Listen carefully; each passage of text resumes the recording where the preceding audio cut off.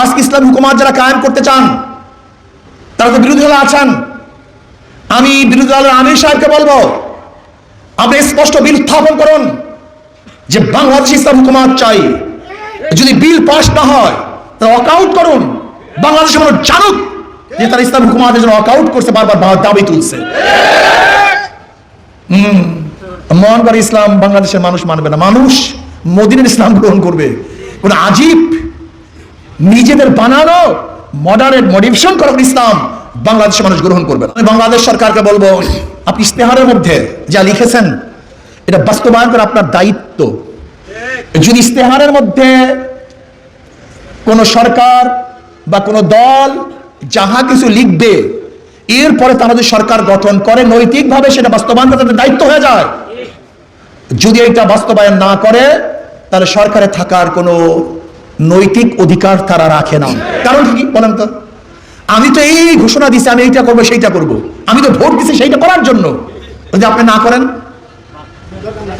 তাহলে তো নেমে পড়বেন। আপনার তো নামা উচিত, আপনি নৈতিকভাবে এখানে থাকতে পারেন না। আমি সরকারকে বলবো, আপনি যে ইস্তেহার দিয়েছেন পুঙ্খানো প্রত্যেকটা ইস্তেহার বাস্তবায়ন করতে হবে। ইসলামের নামে কোনো ভণ্ডামিও বাংলাদেশে চলতে দেওয়া হবে না। নামে ইসলাম একামতের দিন আর বেপর্দা মহিলাদেরকে নিয়ে মিছিল করা, এইটা কোন একামতের দিন আমাকে বলো তো? প্রশ্নের জবাব দাও। গালি দেওয়ার দরকার নেই, গালি দেওয়ার দরকার নাই। আপনি বলবেন ইসলাম হুকুমাত কায়েম করব, অথচ বেপর্দা মেয়েরা আপনার স্টেজে বক্তৃতা দিবে, এটা কোন ইসলাম হুকুমাত? বলেন, আমাকে বলুন।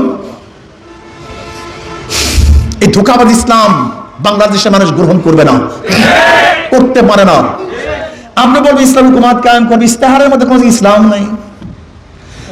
আজকে ইসলাম হুকুমাত যারা কায়েম করতে চান তারা তো বিরোধী দলে আছেন। আমি বিরোধী দলের আমির সাহেবকে বলবো, আপনি স্পষ্ট বিল উত্থাপন করুন যে বাংলাদেশ ইসলাম হুকুমাত চাই। যদি বিল পাস না হয় তাহলে ওয়াকআউট করুন। বাংলাদেশের মানুষ জানুক যে তারা ইসলাম হুকুমাতের জন্য ওয়াকআউট করছে, বারবার দাবি তুলছে।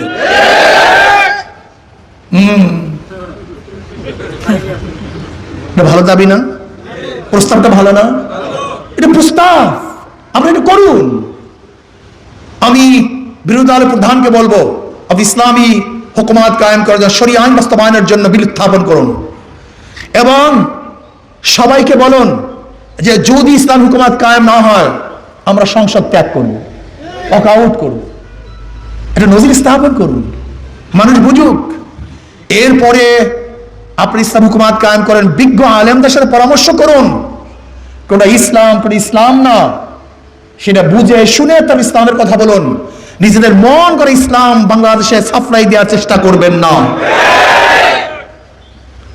মন করে ইসলাম বাংলাদেশের মানুষ মানবে না, মানুষ মদিনার ইসলাম গ্রহণ করবে। কোন আজীব নিজেদের বানানো মডারেট মডিফিকেশন করা ইসলাম বাংলাদেশের মানুষ গ্রহণ করবে না। আমি বাংলাদেশ সরকারকে বলবো, আপনি ইস্তেহারের মধ্যে যা লিখেছেন এটা বাস্তবায়ন করা আপনার দায়িত্ব।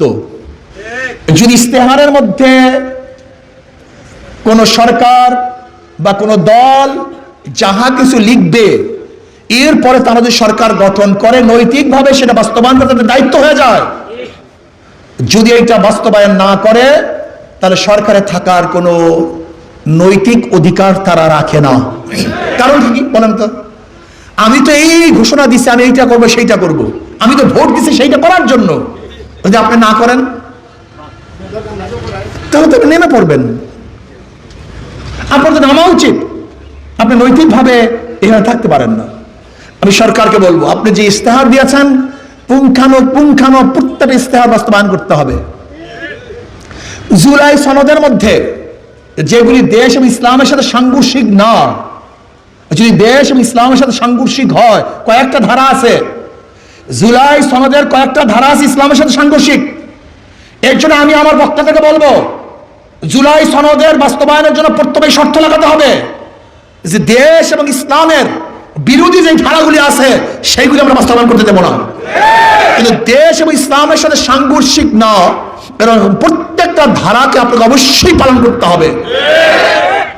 কারণ এর উপরে জনগণ গণভোট দিয়েছে, ৭০% উপরে ভোট পেয়েছে। যেরকম আপনি ভোটের মাধ্যমে সরকার গঠন করেছেন, ঠিক ওই ভোটাররাই জুলাই সনদ বাস্তবায়নের জন্য ভোট প্রদান করেছে। কাজে দ্বিতীয়বার এটা নিয়ে আলোচনা করার কিচ্ছু নেই। কিন্তু যদি ইসলাম ও দেশের কোনো খেলাফ পয়েন্ট সেখানে থাকে, সেটা বাদ দিতে হবে। ইসলামী আন্দোলন বাংলাদেশ ইসলাম নিয়ে, ইসলাম হুকুমাত কায়েম করার জন্য ইনশাআল্লাহ চেষ্টা করতেছে, আজীবন করবে, মরণ পর্যন্ত করবে ইনশাআল্লাহ।